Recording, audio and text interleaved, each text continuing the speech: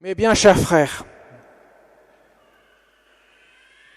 maintenant, ô Maître souverain, tu peux laisser ton serviteur s'en aller en paix selon ta parole, car mes yeux ont vu le salut que tu préparais à la face des peuples. Mes chers amis, Siméon voit l'enfant Dieu venir à lui dans les bras de sa mère. Il est au temple, il fait partie du petit reste d'Israël, ce petit reste qui attend la venue du Messie. Et voilà, dans son âge avancé, Dieu lui a fait cette promesse qu'il verrait le Sauveur avant de rendre son dernier souffle.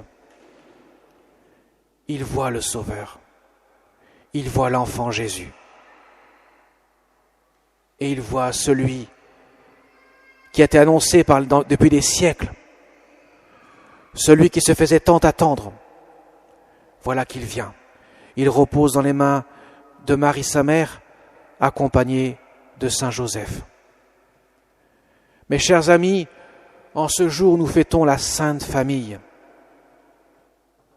Jésus, Marie et Joseph. Le Seigneur, le Fils éternel du Père, a daigné s'incarner et vivre dans une famille, entouré de sa mère, la Vierge Marie, celle qui n'a pas été touchée par un seul péché, qui vit dans la plénitude de la grâce de Dieu, et Saint Joseph, le fidèle époux, celui qui demeure fidèle en toutes circonstances, celui qui obéit à Dieu, même devant l'imprévu. Mes chers amis, la Sainte Famille, Jésus, Marie, Joseph, est unie par un amour qui vient de Dieu. Jésus est Dieu. Et Marie et Joseph ont une grande foi. Ils sont marqués par cette foi qui habite leur cœur et qui, bien sûr, les conduit à adorer cet enfant dont ils savent qu'il est le Fils éternel du Père. Ce peuple qui a été longuement préparé depuis des siècles, depuis Abraham, qui eut foi dans le Seigneur. Dieu a dit à Abraham, quitte ton pays et va dans la terre que je t'indiquerai. Abraham eut foi dans le Seigneur, il quitte son pays. Et voilà qu'il lui dit, tu auras un fils. Et ce fils te donnera une descendance nombreuse, aussi nombreuse que les étoiles du ciel. Mais voilà que Abraham est très vieux et Sarah, son épouse, est très âgée. Elle a au moins 80 ans. Et il n'y a toujours pas de fils légitime. Mais Dieu accomplit sa promesse. Il donne un fils, Isaac, à Abraham. Abraham est dans une joie immense. Ça fait des dizaines d'années qu'il attend un enfant. Pensez bien, son bonheur, il est tout trouvé. Son fils est là. Sa descendance est là. Dieu l'a promis, il est fidèle dans ses promesses. Et voilà que Dieu lui demande, je veux que tu m'offres ton fils en sacrifice. La prunelle de ses yeux, ce qui lui tient le plus à cœur, Dieu lui demande de l'offrir en sacrifice. Comment est-ce possible? Abraham a foi dans le Seigneur. Comme le dira l'Épître aux Hébreux dans la seconde lecture, pour Abraham, Dieu pouvait aller jusqu'à ressusciter les morts. Donc si Abraham doit donner son fils Isaac en sacrifice, c'est qu'il pense que Dieu peut le ressusciter. Abraham a une foi inébranlable. Il s'exécute. Tout le peuple d'Israël est né d'un mystère de la foi.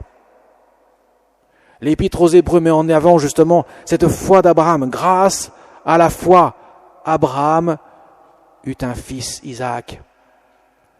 Et ce fils a permis cette descendance nombreuse. Ce peuple qui est né de la foi et duquel devait naître le Fils éternel du Père. Grâce à la foi, Sarah, elle aussi, malgré son âge, fut rendue capable d'être l'origine d'une descendance parce qu'elle pensait que Dieu est fidèle à ses promesses. Donc le peuple hébreu, dans lequel devait naître le Messie, est marqué par la foi. Eh bien, la Vierge Marie, Saint Joseph, s'inscrivent dans cette lignée d'une foi inébranlable, que Dieu est fidèle à ses promesses. Même devant ce qui paraît impossible à l'œil humain, Dieu peut l'accomplir. Ils en sont sûrs. Et voilà que Joseph, grâce à la foi, ne répudie pas sa femme. Il croit ce que l'ange du Seigneur lui dit. Prends Marie pour toi comme épouse chez toi. Elle est enceinte de l'Esprit Saint. N'importe quel homme aurait dit mon œil, mais pas Joseph. Grâce à la foi. Ce n'est pas la foi des démons. Eux, ils croient en Dieu, mais ne croient pas au point d'aimer Dieu. Quand on parle de la foi, c'est une foi qui nous conduit à l'amour de Dieu, à l'espérance en l'éternité. Justement, lorsque nous naissons à la vie éternelle, lorsque nous recevons le baptême du Seigneur, nous recevons la foi, l'espérance et la charité. Nous recevons ces vertus qui viennent de Dieu pour vivre de la grâce de Dieu. La Sainte Famille se caractérise par cela, par la foi de Marie et de Joseph, leur espérance et leur charité débonnaire, sans borne, sans limite, autant qu'un cœur humain puisse le porter. Et Jésus nourrit cette foi de Marie et de Joseph. Alors pour nous, c'est l'occasion de prier pour toutes nos familles qui parfois vivent de grandes épreuves, de grandes souffrances. Le monde est impitoyable, effectivement.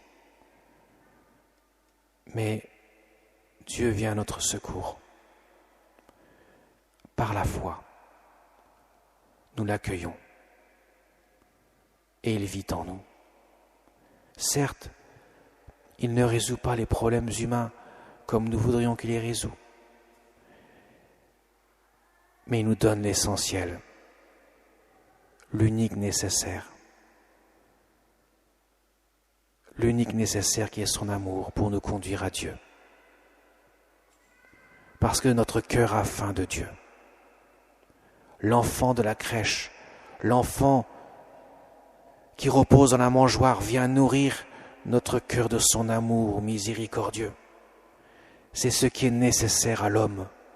Aujourd'hui, dans notre monde hyper technique, où on a tout ce qu'on veut quasiment dans la seconde, il nous manque parfois l'essentiel, ce qui n'est pas visible dans nos yeux de chair, ce qui constitue l'essence même de ce que notre cœur attend, l'amour miséricordieux de Dieu.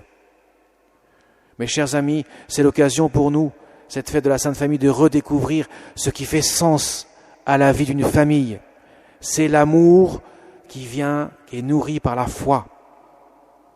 Si nous, bien sûr, tout cela repose sur des sentiments humains seulement, et non pas sur la foi, la famille est fragilisée.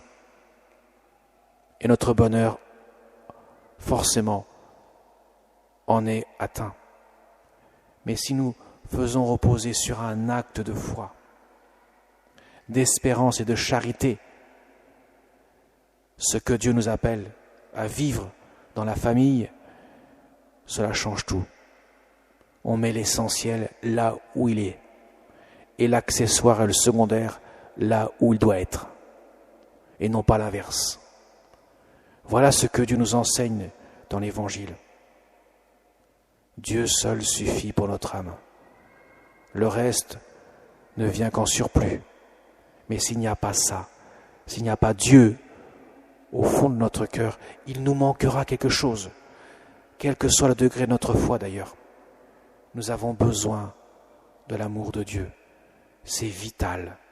Sans lui, nous ne pouvons pas vivre. Et l'Eucharistie nous conduit à nourrir sans cesse cette vie de foi, d'espérance et de charité. Voilà, Siméon avait prophétisé ce mystère, disant que ce fils, cet enfant que tu portes dans tes bras, Marie, il sera la cause de chute et de relèvement de beaucoup en Israël. Il sera un signe de contradiction, parce qu'effectivement, il nourrit notre cœur, notre âme de son amour miséricordieux. Si nous l'accueillons, à ce moment-là, il nous relève. Mais si nous le refusons, il nous laisse tranquilles.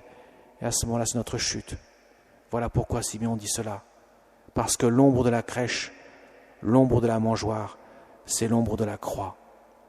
Et dans la croix, il y a l'amour, qui ne se voit pas des yeux de chair, mais qui se voit avec les yeux du cœur. Le crucifix que vous avez dans vos maisons, que nous avons dans nos églises, c'est le signe même de l'amour de Dieu. Et pourtant, quelqu'un qui ne connaît pas la foi chrétienne dira « mais c'est quelque chose d'abominable ». Justement, c'est le signe de contradiction qui nous est révélé. L'amour est donné au creuset même de la mort, parce que la mort du Christ est une victoire sur le péché, puisque la mort du Christ est le fruit même de son amour. La Vierge Marie elle-même se voit prophétiser ce jour même par Siméon, ton cœur sera traversé par un glaive de douleur. Et justement pour dire qu'elle aussi, pleinement associée par son oui au mystère de la rédemption, elle-même, qui signifie, qui symbolise l'Église même en tant qu'épouse du Christ, elle-même va vivre ce mystère d'amour en donnant toute sa vie au service de son Fils et de son épouse l'Église. Amen.